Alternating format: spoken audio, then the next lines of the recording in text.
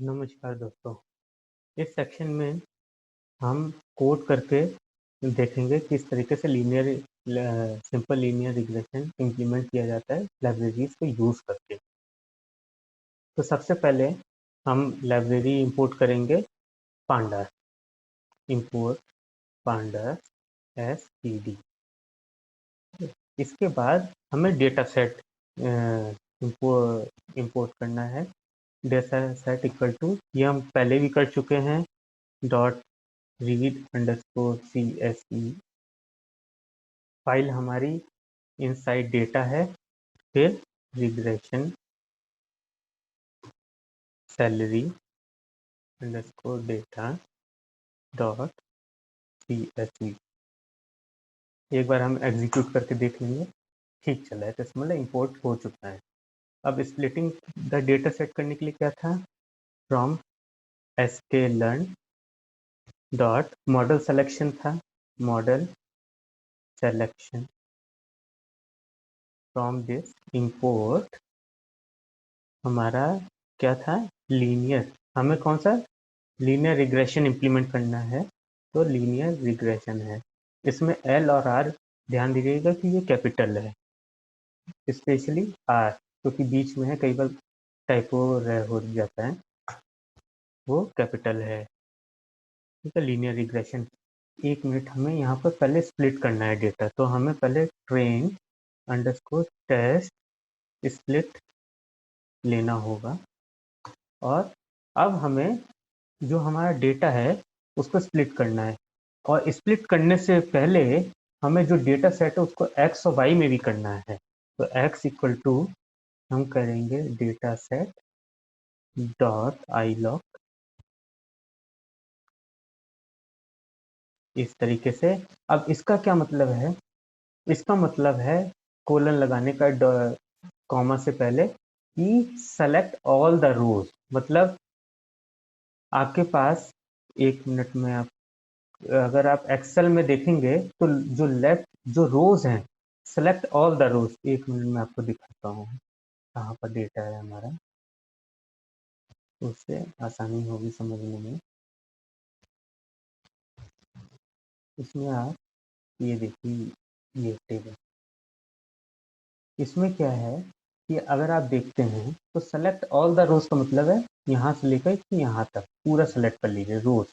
रोज आपका ये होती है, कॉलम्स ये होता है। तो अगली बार जब मैं कहूँगा तो आपको समझ में आ जाएगा कि रोज और कॉलम का क्या मतलब है।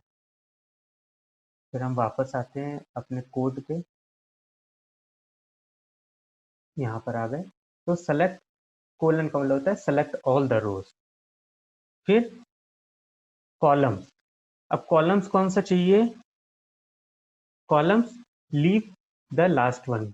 माइनस कोलन के बाद -1 का मतलब होता है लास्ट कॉलम छोड़ करके सारे ले लीजिए। तो हमारे पास 2 ही कॉलम थे, तो लास्ट वाला हमने छोड़ दिया, तो उसका मतलब हमें पहला वाला मिल गया।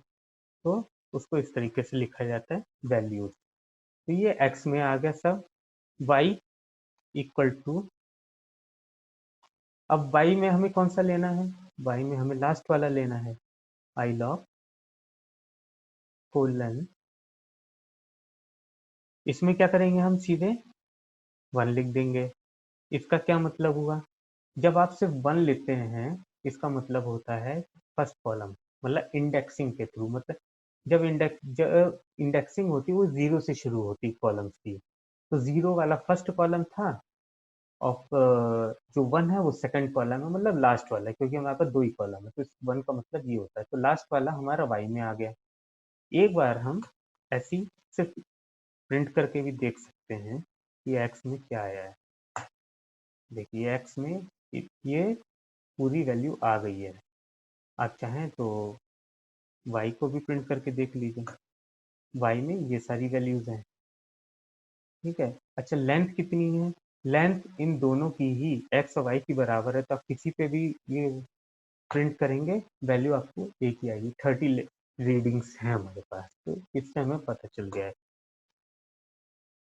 अब हम क्या करेंगे, डेटा को स्प्लिट करना है। तो एक्स ट्रेन जो हमने पहले किया था एक बार, डेटा प्री प्रोसेसिंग में एक्स टेस्ट, फिर Y train, and then Y test. इस तरीके से हमने कर लिया। अब ट्रेन अंडरस्कोर टेस्ट से स्प्लिट ये वाला फंक्शन यूज़ करना है हमें, ये जो हमने इंपोर्ट किया यहाँ पर, इसको आप करिए।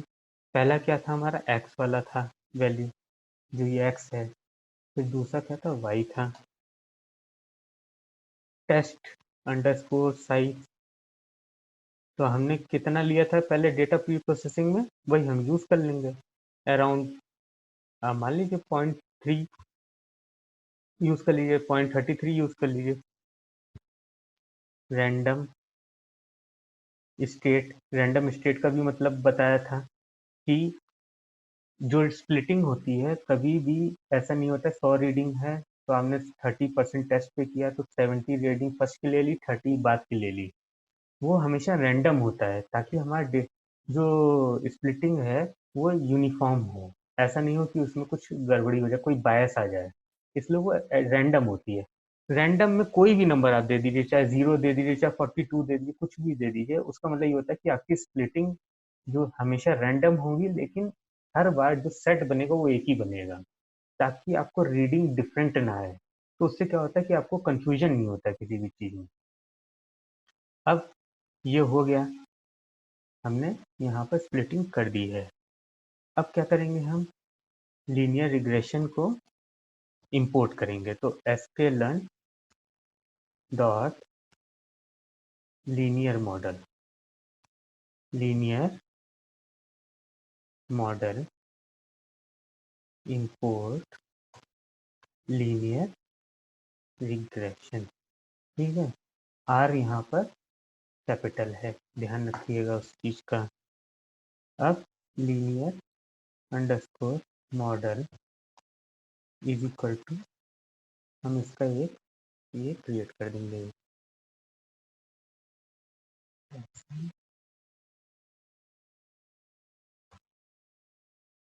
ठीक है, इस तरीके से हमने कर दिया। अब li जो मॉडल हमने ये क्रिएट किया है, इसमें क्या करेंगे, हम डॉट फिट इसको यूज़ करेंगे, डॉट फिट को। और उसमें क्या करेंगे, एक्स ट्रेन और वाई ट्रेन। ये इससे क्या होगा, हमने ये एक्स ट्रेन और वाई ट्रेन डाल करके अपने मॉडल को एक तरीके से क्या कहते हैं, लर्न करवा रहे हैं कि हमारा जो मैथमेटिकल इक्वेशन है ये उस चीज़ को अंदर ही अंदर कैलकुलेट करके एक इक्वेशन पे अराइव होगा। अब इसको हम एग्जीक्यूट कर देंगे। ठीक है, तो ये इसने बताया है, आउटपुट क्या आया है, जो हमने ये जो मॉडल फिट किया है इसको बता रहा है लीनियर रिग्रेशन है, कॉपी एक्स ट्रू है, फर्स्ट इंटरसेप्ट ट्रू है, ये सब इसके डिफरेंट वो है, इसने बता दिया। एंड एंड जॉब्स नन का मतलब ये होता है कि आप कितने सारे प्रोसेसर यूज कर, तो -1 अगर आप कर देंगे तो उसका मतलब होता है कि यूज ऑल द प्रोसेसर, जितने भी ये है सारी पावर यूज कर लीजिए। तो खैर वो ऑप्शनल है, उसकी हमें ज़रूरत नहीं है, क्योंकि इतना हैवी नहीं है तो हमें उसको डिक्लेयर करने की ज़रूरत नहीं है। तो ये हमारा लीनियर रिग्रेशन फॉर्म हो गया। अगले सेक्शन में हम इसको और आगे देखेंगे कि किस तरीके से हम प्रिडिक्शन करते हैं और किस तरीके से ग्राफ ड्रॉ करते हैं। तब तक के लिए धन्यवाद।